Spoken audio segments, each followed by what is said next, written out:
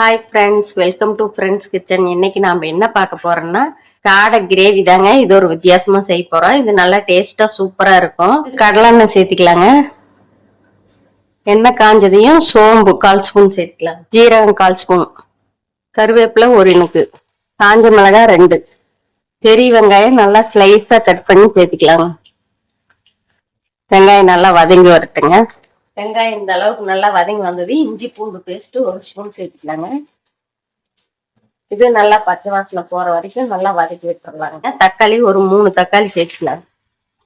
உப்பு சேர்த்துக்கலாங்க. இது நல்லா கலந்து விட்டுறலாங்க. தக்காளி இந்த அளவுக்கு நல்லா குழைவா வெந்து வந்துடுச்சு. இப்ப நம்ம மசாலா பொருள் எல்லாம் சேர்த்துக்கலாங்க.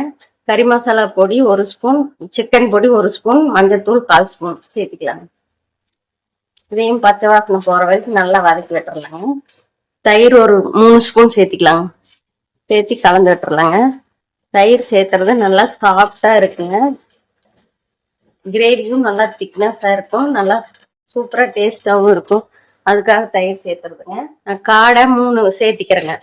மசாலாவில் நல்லா கலந்து விட்டுறலாங்க. காடையை இந்த அளவுக்கு கலந்து விட்டுட்டு தண்ணி கொஞ்சமா சேர்த்திக்கலாங்க. நான் இந்த டம்ளர்ல 1/2 டம்ளர் ஊத்திக்கிறேங்க. காடை சீக்கிரமா வெந்துருங்க. அதனால தண்ணி கம்மியா சேர்த்துனா போதும். ஒரு 5 நிமிஷம் நல்லா வெந்து வரட்டுங்க. பாருங்க நல்லா வெந்து வந்துடுச்சு. கிரேவியும் நல்லா திக்கா வந்துடுச்சு பாருங்க. இப்போ மிளகுத்தூள் 1/4 ஸ்பூன் சேர்த்திக்கலாங்க. கொத்தமல்லி தழை கொஞ்சமா சேர்த்திக்கலாங்க. அவ்வளோதாங்க, ரெடி ஆயிடுச்சு. இந்த மாதிரி ஒரு டைம் செஞ்சு சாப்பிட்டு பாருங்க. சூப்பரா இருக்கும். சாதம், இட்லி, தோசை எல்லாத்துக்குமே நல்லா இருக்கும்.